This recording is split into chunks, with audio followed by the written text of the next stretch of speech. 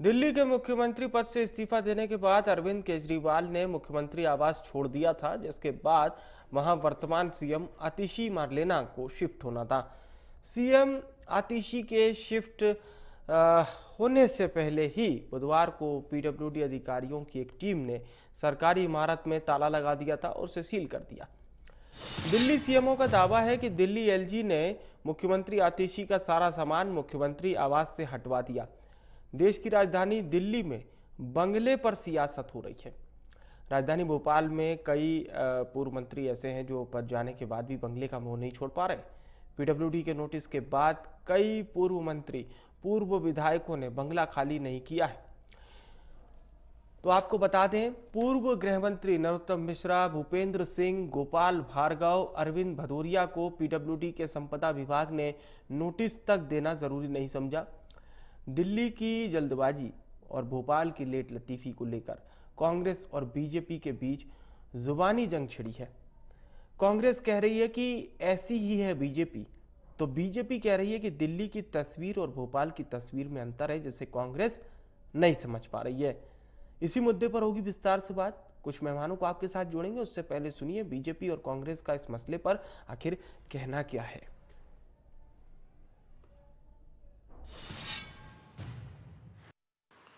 प्रतिशोध की राजनीति, अन्याय और हल्केपन का, इससे बेहतर कोई उदाहरण नहीं है कि ये कितने विंडेक्टिव हैं, कितने हल्के दिल और दिमाग के हैं। किसी विरोधी के प्रति इनके मन में कोई सम्मान की भावना नहीं है। आज मध्य प्रदेश में राउत के खिलाफ एफआईआर कर दी है, महाराष्ट्र में उन्होंने वक्तव्य दिया है और मध्य प्रदेश में एफआईआर हो रही है। आप सोचिए कि आज की तारीख में एफआईआर का मतलब है कि विरोधी दल और उनके नेताओं के मुंह पे प्रहार करने वाला धारदार हथियार के वो चुप रहे। ये किस दिशा में भारत की राजनीति बीजेपी ले जा रही है, ये समझ के परे है।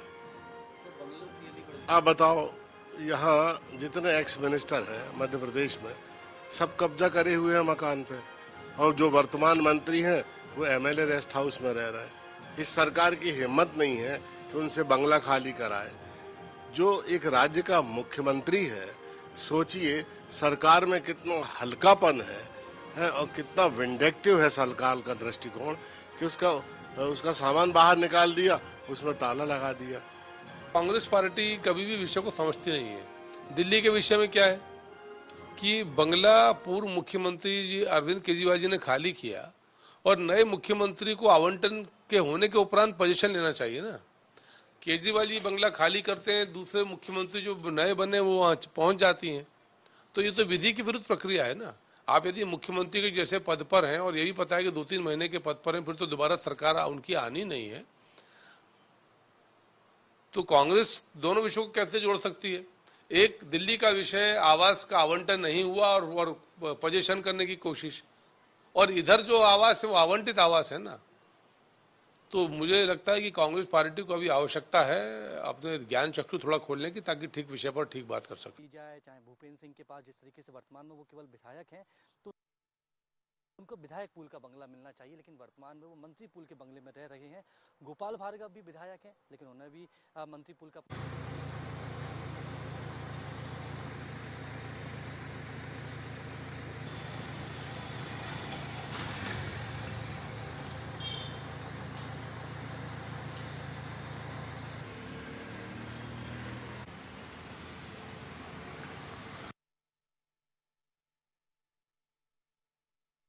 सवाल खड़ा हो रहा है कि जब दिल्ली में कार्रवाई हो सकती है तो मध्य प्रदेश में क्यों नहीं।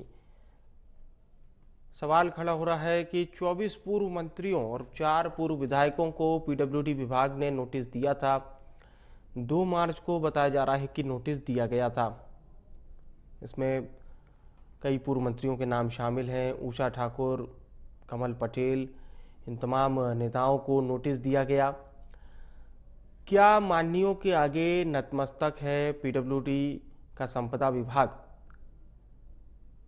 संपदा विभाग जिसके अंतर्गत ये तमाम कार्य होते हैं, अब सवाल ये हो रहा है कि 3 महीने के बाद भी सरकारी आवास खाली क्यों नहीं किया गया है। संतोषजनक कारण नहीं बताने पर पीडब्ल्यूडी विभाग बाकायदा नोटिस भी देता है, और अगर उसके बाद भी कोई व्यक्ति बंगला खाली नहीं करता है तो फिर बंगला खाली करवाया जाता है। ये मतलब नियम में है, ये नियम है सरकारी बंगलों को लेकर, और ये नियम अधिनियम 1974 से जुड़ा हुआ है,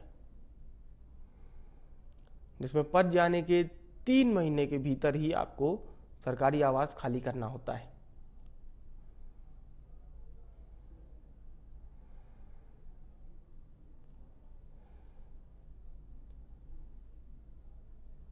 तो दिल्ली का जो कार्रवाई है, दिल्ली की जो सियासत है, जिस प्रकार से अरविंद केजरीवाल पूर्व मुख्यमंत्री हो गए थे, उन्होंने अपना बंगला खाली किया था और उसके बाद फिर आतिशी जो वर्तमान में दिल्ली की मुख्यमंत्री हैं, लेकिन उनको उस बंगले में नहीं जाने दिया, इस पर सियासत हुई।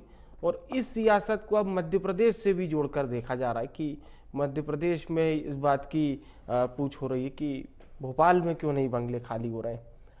तो चलिए, हमारे साथ इस वक्त 3 खास मेहमान हैं। समर सिंह जी हैं, प्रवक्ता कांग्रेस, योगेश गुप्ता जी हैं, प्रवक्ता बीजेपी, संजय त्रिपाठी जी हैं, वरिष्ठ पत्रकार। आप सभी मेहमानों का बहुत स्वागत है। और शुरुआत करते हैं योगेश जी आपसे, क्योंकि ये सत्ता पक्ष से जुड़ा हुआ विषय है जो हमारे सामने आया है। इसमें कांग्रेस पार्टी को इस बात पर भी आपत्ति है कि आपके जो कुछ नेता हैं, मंत्री नहीं है वर्तमान पद में, परंतु उन्होंने अपना बंगला खाली नहीं किया है।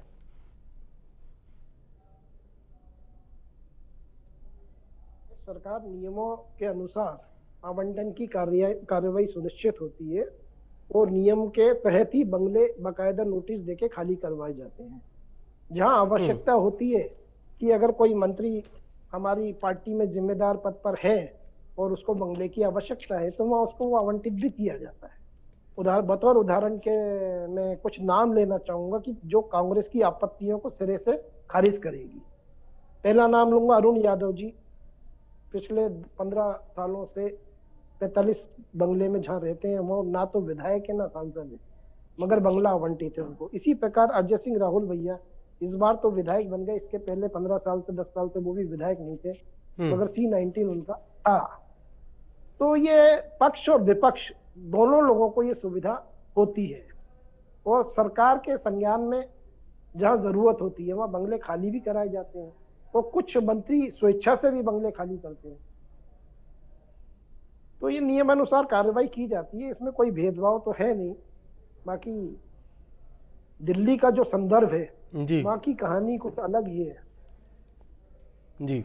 अरविंद केजरीवाल जी जो कहें जो करें सो कम है। ठीक, चलिए समर सिंह जी से पूछ लेते हैं। समर सिंह जी, क्या आपत्ति है इस विषय पर? जी देखिए, पहले तो ये भारतीय जनता पार्टी का दोहरा चरित्र दिखाने वाली घटना है। एक मुख्यमंत्री जिसके पास 62 MLA हैं, उसके साथ में अगर इस प्रकार से हो सकता है तो आप सोचिए कि भारत की आम जनता के साथ में क्या हो रहा होगा इस समय। जो घटनाएं हमने आंखों तक पहुंच ही नहीं पा रही है, उनकी चीखें हमारे कानों तक पहुंच ही नहीं पा रही है। जहां तक बात है बंगला आवंटन की और इस प्रकार की घटनाओं की, तो भारतीय जनता पार्टी ने जो 2014 में सरकार बनी है भारतीय जनता पार्टी की, उसने एक नई भारतीय जनता पार्टी जो कि अटल जी और अडवाणी जी के बाद में चालू हुई है, उसका एक चरित्र दिखा रहा है यहाँ पर कि एक राजनीतिक जो विपक्ष होता है उसे दुश्मन की नजरों से ये लोग देखते हैं, या तो उनके विधायकों को खरीद लेते हैं, नॉमिनेशन भरने नहीं देते हैं, नॉमिनेशन कैंसिल करवा लेते हैं, जेलों में डाल देते हैं, ईडी सीबीआई लगा देते हैं, और इस प्रकार से ये अपनी राजनीति चला रहे हैं। ये बहुत खतरनाक है इस देश के लिए। और अब देखने वाली बात है कि और जहां पर ये सब नहीं होता वहां पर बेघर करने का काम करते हैं, जिस प्रकार से राहुल गांधी जी को के समय पे इन्होंने करा, आतिशी मार लेने के उदाहरण जो है हमारे सामने है। और इसी प्रकार से देखा जाए तो इनके ये दोहरा चरित्र इसलिए कह रहा हूं मैं, क्योंकि दोहरा चरित्र इसलिए कि जहां पर इनकी सरकार नहीं होती, जहां पर विपक्ष होता है, वहां पर ये सब चीजें लागू हो जाती हैं। और वहीं मध्य प्रदेश के अंदर कईयों सालों से इनके ही जो पूर्व मंत्री और विधायक है वो लोग बंगलों पर कब्जा जमा बैठे, उनके खिलाफ कोई कार्रवाई नहीं होती। मैं तो चाहता हूं कि मध्य प्रदेश के जो मुख्यमंत्री हैं और प्रधानमंत्री जी को एक उदाहरण पेश करना चाहिए कि उन सभी मंत्रियों से कल की कल जो है एक अपने बंगले खाली करवाएं, ताकि एक एक मिसाल कायम हो देश के अंदर कि जो इस देश के अंदर जो रूल्स हैं, जो नियम है, जो कानून है, वो सबके लिए एक बराबर है।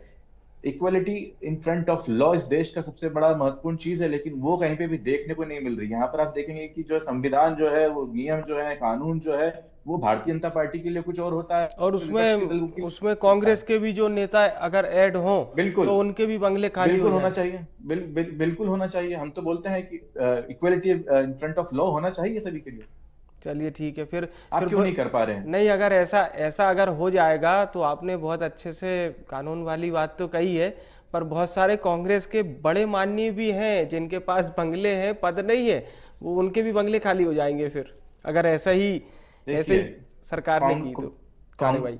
कांग्रेस पार्टी एक संवैधानिक पार्टी है, संविधान पे हमारा पूरा भरोसा है, और संविधान की को देखते हुए और कानून की नजरों में जो भी उचित है वो अगर कोई भी सरकार करती है निष्पक्ष रूप से, ऐसा नहीं कि कल आप भारतीय जनता पार्टी के तो लोगों को रहने देंगे और कांग्रेस खाली करवा दे पहले। चलिए, आपको सभी को एक नजर चलिए से देखना मैं होगा। यही कह रहा हूँ कि ठीक है, अच्छी बात है। संजय जी का रुख करते हैं। संजय जी, आप क्या कहना चाहेंगे इस विषय पर? देखिए, बात स्पष्ट है, कोई भी नेता हो, कोई भी पार्टी हो, और जहां तक हमारे अपना सोचना है, अगर वो पद में नहीं है, अगर उसको बंगला अर्पित करने का अधिकार नहीं है, मतलब रहने का अधिकार नहीं है, तो उसको बंगला अपने आप खाली कर देना चाहिए। रही जी जी जी संजय जी, आपकी आवाज नहीं आ रही हमारे दर्शकों तक। मेरे ख्याल से ऑडियो रुक गया है। संजय जी, आपकी आवाज हमारे दर्शकों तक नहीं आ कांग्रेस से रही। कई ऐसे हाँ, फिर से आ बोल रही आवाज? दीजिए जी, फिर से बोल दीजिए आप अपनी बात को। आ रही आवाज? जी जी, आ रही आवाज? हाँ आ रही जी, आवाज?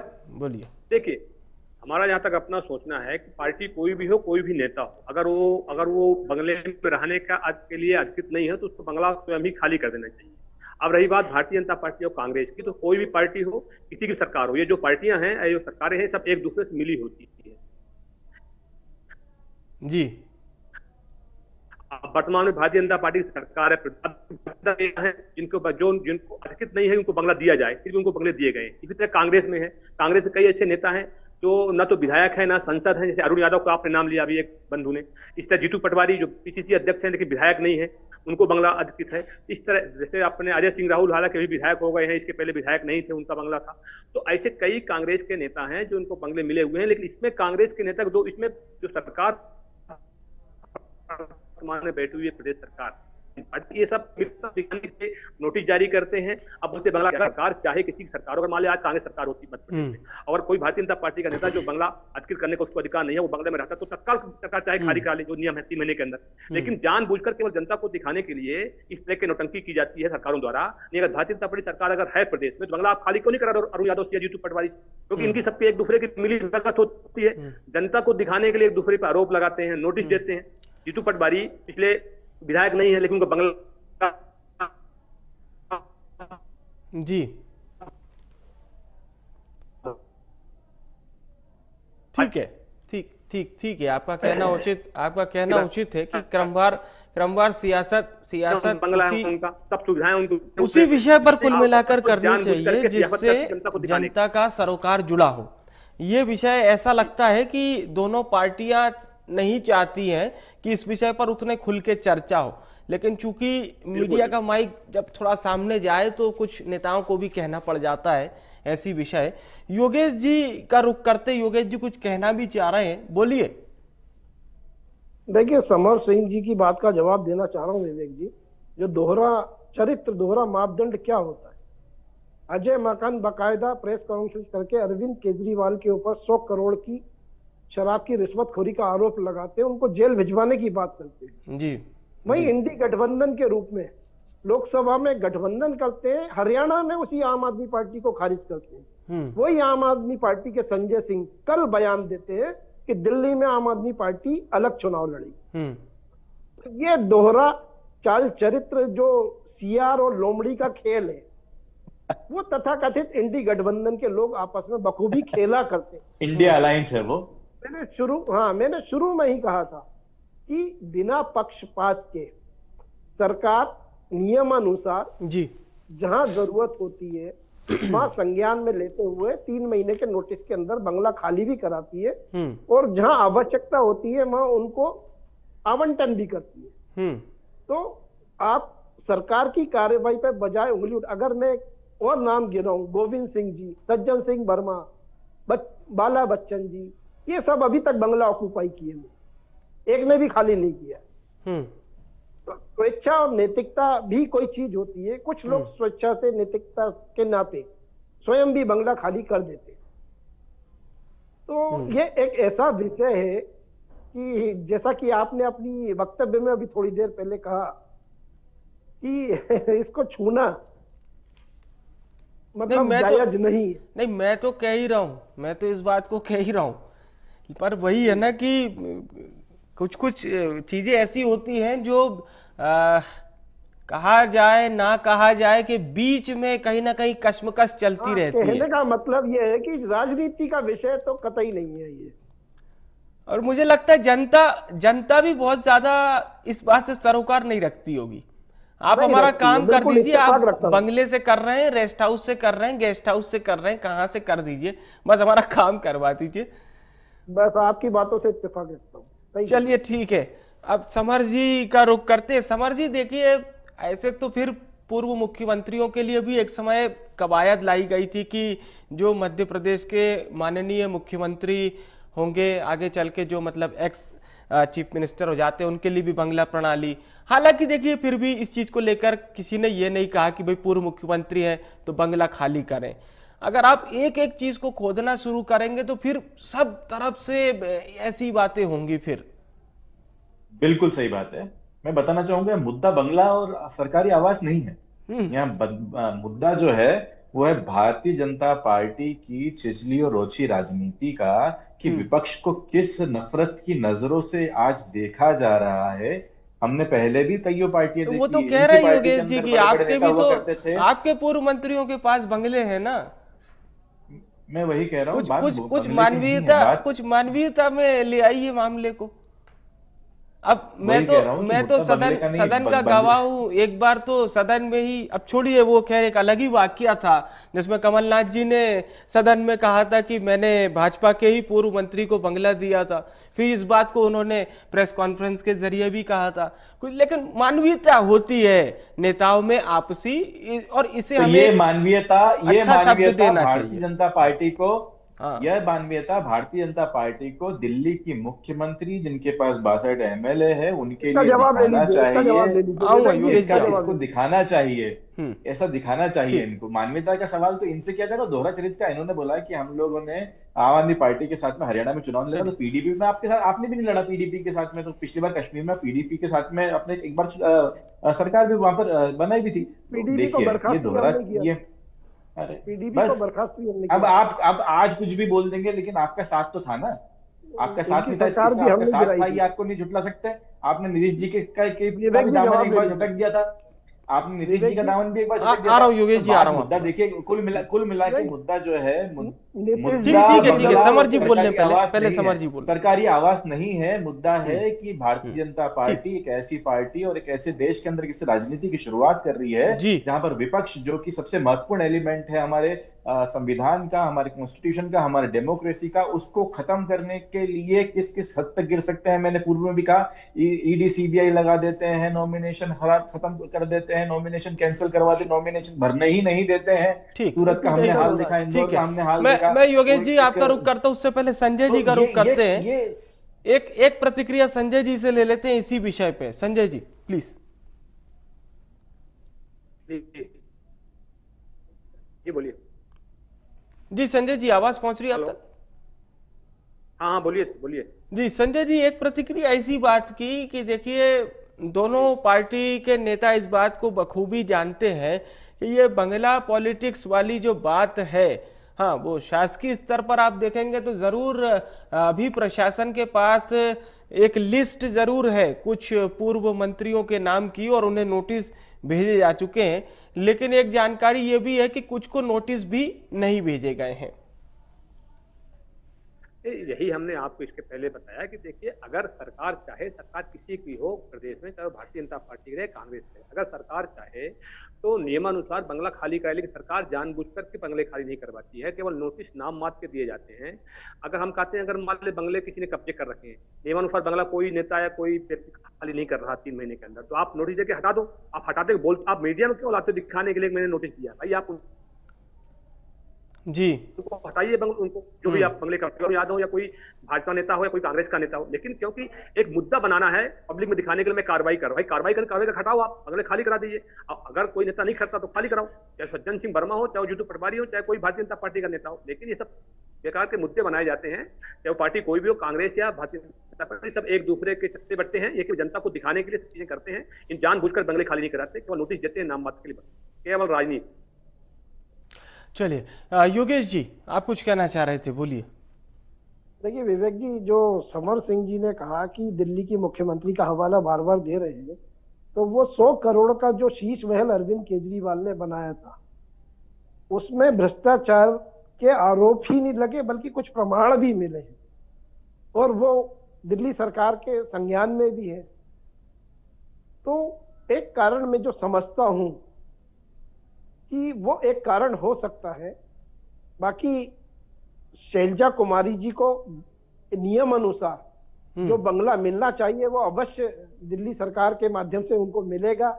और शैलजा जी एक महिला मुख्यमंत्री है। हाँ, आतिश जी, हाँ आतिश जी, सॉरी, आतिश जी एक महिला मुख्यमंत्री है, और भारतीय जनता पार्टी ने सदैव ही महिलाओं का शैलजा जी बनते बनते रह गई वैसे आपने बात लगभग सही कही, बनते बनते रह गई। समर जी की प्रतिक्रिया अंतिम। जी, शैलजा जी ने भारतीय जनता शैलजा जी ने मेहनत की, पर वही है, थोड़ा सा कुछ अंक गुणा गणित इधर उधर हो जाता है। समर जी बोलिए। संगठन ही लचर है साहब हरियाणा में कांग्रेस का। हाँ बोलिए समर जी।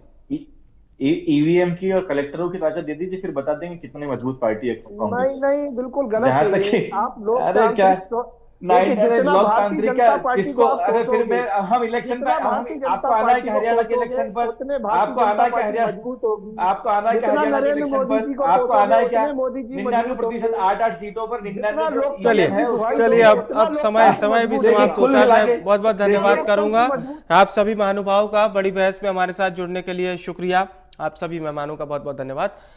तो दिल्ली के बाद मध्य प्रदेश में भी बंगला पॉलिटिक्स। राजधानी भोपाल में कुछ बंगले ऐसे हैं जो पूर्व मंत्री अभी भी उन बंगलों में डटे हुए हैं।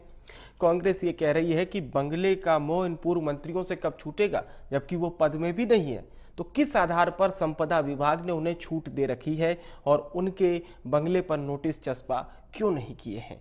फिलहाल के लिए बड़ी बहस में इतना ही।